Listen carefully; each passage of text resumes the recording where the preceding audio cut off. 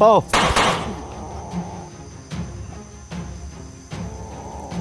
Di mo kaya si Biblimel.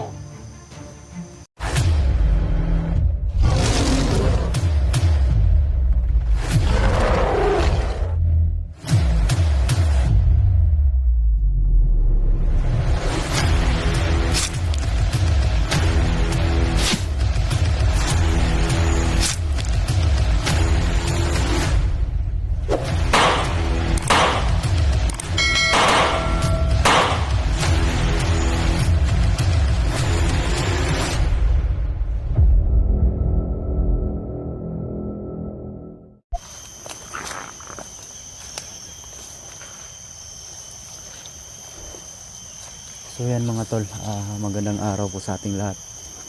So kasama ko po ngayon si Blimbel, likuran ko po mga tol. So ang plano namin ngayon mga tol ay bababa, no? Dahil bukas ay Biyernes na.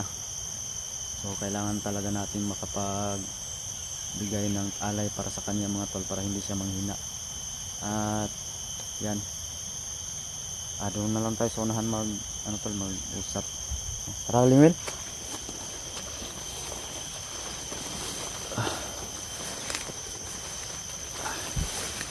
Dito dito.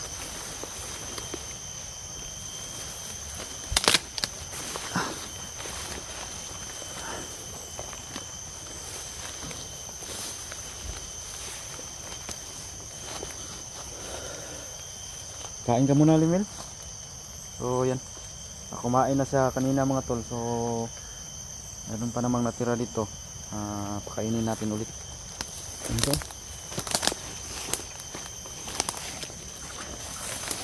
para hindi siya magutuman. Umupo ka.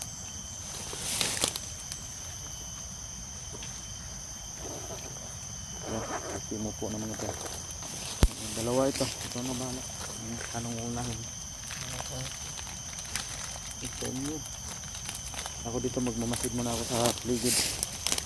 Ang hirap na.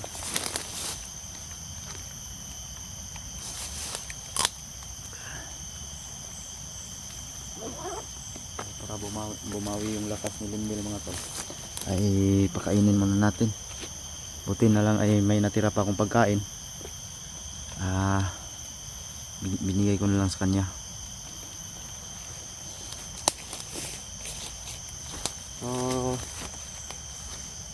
Unang-una sa lahat mga tol, no?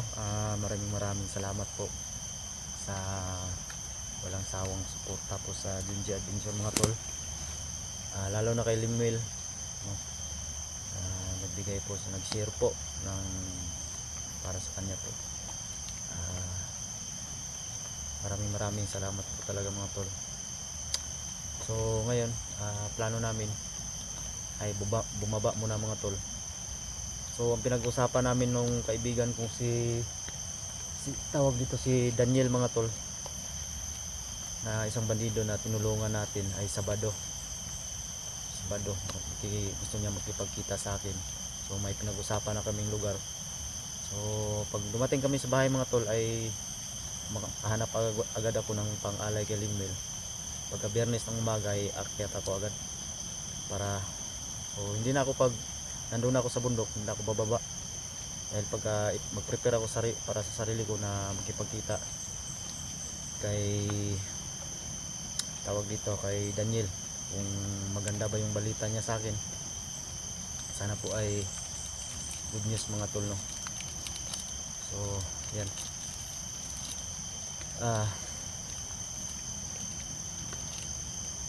sana dala niya na yung anak ko mga tol. So laking pasalamat ko talaga rin kay Bibilimil dahil hindi niya talaga ako pinabayaan mga tol. Makita yung anak ko, yung bunso ko mga tol. Ilang tagal na, no? December pa. So ang dami talagang nag-request mga tol, na kasi nakita ko yung merong nag-share ng video ni Inday. So ganito kasi yan mga tol bilang ama mga tol ay nasabik rin ako makita yung bunso ko. Ito lang, kung alam nyo lang mga tol, ito na yung oras, tamang oras mga tol. Ito na yung time na laanan ko muna yung anak ko mga tol. sana ay maintindihan niyo po sa lahat po na sumaybay sa aking video. Ay, sana unawaan niyo po, kasi masakit po sa akin mga tol. Hindi ko kapiling yung bunso ko mga tol. So pagkatapos nito, kung ma-rescue ko man yung anak kong bunso, ay hinto muna ako sa pag-explore. Gusto ko munang magpahinga, gusto kong i-banding yung anak ko, kasi sa totoo lang wala na talaga akong oras sa kanila mga tol Puro na lang bundok. Dito kami sa bundok. Ito po, wala silang ina, ako lang mismo yung nagtaguyod sa kanila. Pag-aaral nga nila, totally nag-aaral sila mga tol. Kaso lang ay bali kulang talaga sa pag-aruga bilang ama. So ando naman sila tol, marami naman silang naghahanap na tumulong kay Inday, the SG.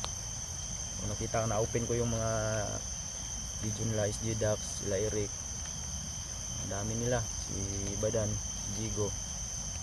So,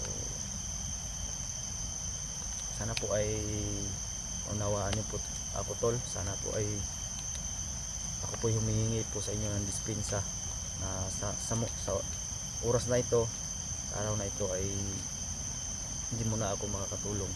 Sana po hindi kayo magagalit kahit sino po na mawala ng anak lalaki, ang liit na nun, wala akong nagawa mga tol. Sana ay maunawaan niyo po, kasi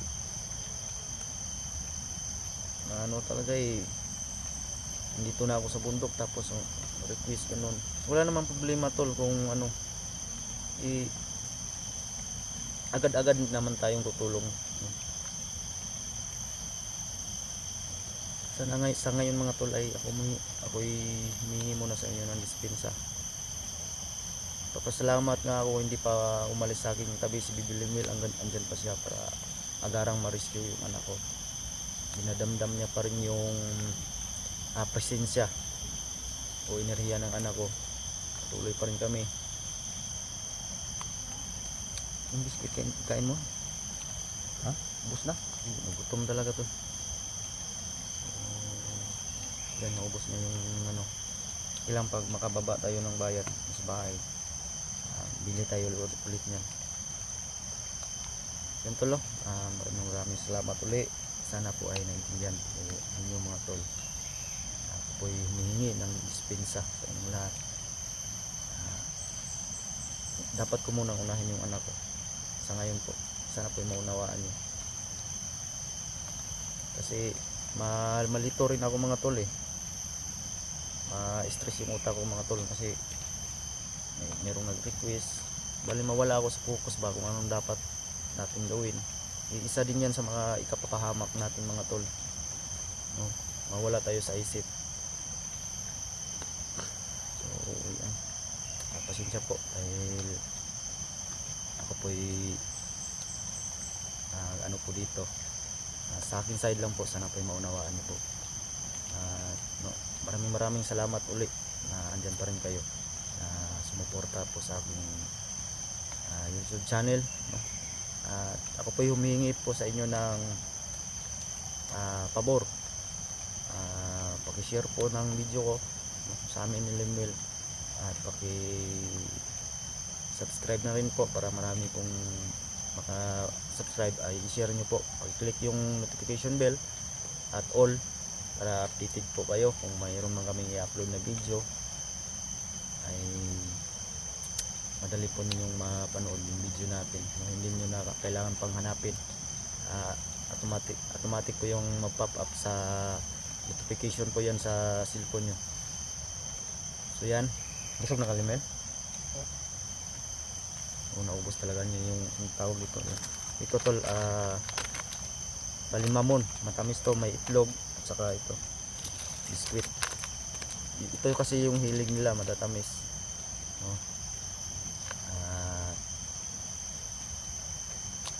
Yan, ubos. So huli na to, ito na yung last. So kanina yung kinain ko ay niyog lang. So mayroon pa namang tatlo nito kanina, bali 5 itong natira eh. Pinakain ko rin sa kanya mga tol. So hindi na lang tayo nakagawa ng video dahil ay alubat yung cellphone ko. Buti na lang ay may dala tayong power bank, kaya nakapag charge tayo mga tol. So yan, like and share po sa itong video mga tol. So anong dapat natin gawin, uwi muna tayo para makaprovide na tayo sa pag-aalay mo bukas kasi Biyernes na bukas eh. Magpasalamat ka muna sa natin mga viewers mo, tagahanga mo, kasi maraming nagmamahal sa iyo. Ako nga pinapagalitan nila pag anuhin kita. Ay po sa inyo lahat. Mm. Maraming salamat po pala sa inyo. Ang gusto ko ngayon ang mangyari ay ikaw muna yung mag-handle ng cellphone ko. Okay lang sa'yo? Turuan kita mag-vlog. Ha? Total may cellphone ka naman dyan, di ba? Pero sa ngayon hindi pa natin yan i-operate kasi pag matapos ng problema to ay gagawan kita ng channel. Okay lang ba sa'yo? Vlog. Pero may isa pa tayong problema, Lemil eh. Paano pag anong gagawin natin pag nalaman ng mama mo na siyempre iingkanto ka tapos hindi ka naman pwede makikipaghalubilo sa tao? Magagalit kaya yun o ano? Kasi isa kang doon sa kaharian nyo, isa kang prinsipe eh. Ganun na po. Magagalit no? Pero try lang natin. Gusto ko sanang makipag-usap sa mama mo, Bilimil. Gusto kong sumama doon sa kaharian nyo ba, para mag-usap kami ng maayos, masinsinan, para mapaliwanag ko rin sa kanila. Pero sa tingin ko parang hindi papayag siguro no. Di ba nasabi mo rin sa akin na yung kapatid mo ay babae tapos diwata? Opo. Babae pala yung ayan tol, babae yung kapatid ni Bibi Limwil, isang diwata. So sino kaya yun? Pero nung nakaraan kasi mga tol ay kung naalala nyo dati nung nabihag ako, may isang batang babae na tumulong at nagturo doon sa kaharian ng bahay ng Diwindi, kung naalala niyo yung mga tol. So comment kayo dyan tol kung naalala nyo. So sa tingin ko, parang sa tingin ko mga tol ay yun ba? Pero kasi hindi naman yun katandaan, bata pa yun. Kung naalala nyo yun tol, comment kayo dyan no? Kasi parang sa tingin ko ganun yun, yun. Pero yung ano nyo, di ba papa nyo ay tao, di ba? Opo. Yung mama mo ay isang diwata, lolo mo ay isang ermitanyo, no? Opo. So kumusta naman yung kapatid mong babae doon? Okay lang? Okay lang naman. Sinong matanda sa inyo? Ikaw, siya? Ako po. Ikaw? So si Bibi Limil pala yung matanda mga tol. So pero diferensya lang kayo ng edad. Opo.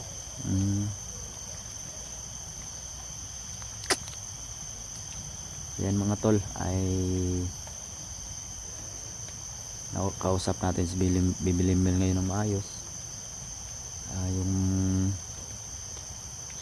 Pero totoo na yung papa mo patay na.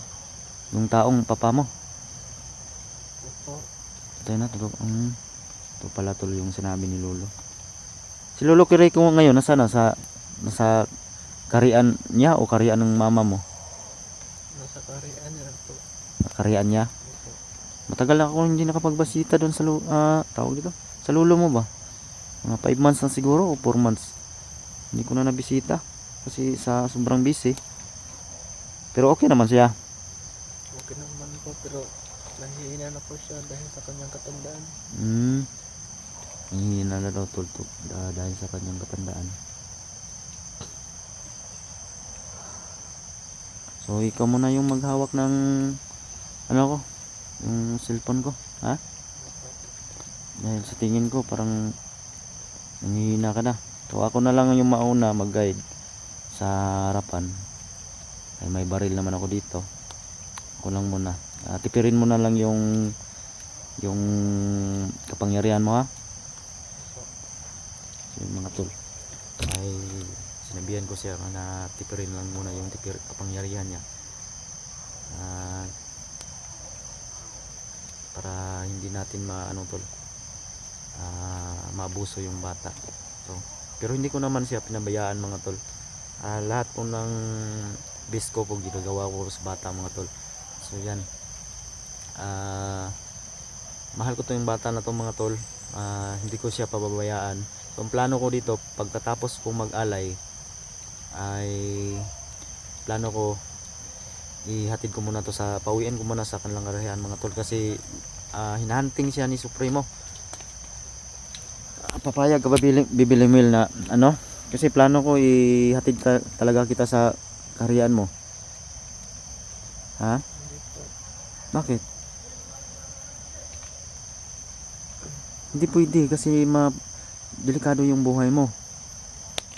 Si Supremo galit na galit sa'yo. Ang akin lang baka mapahama ka, Bilimwel.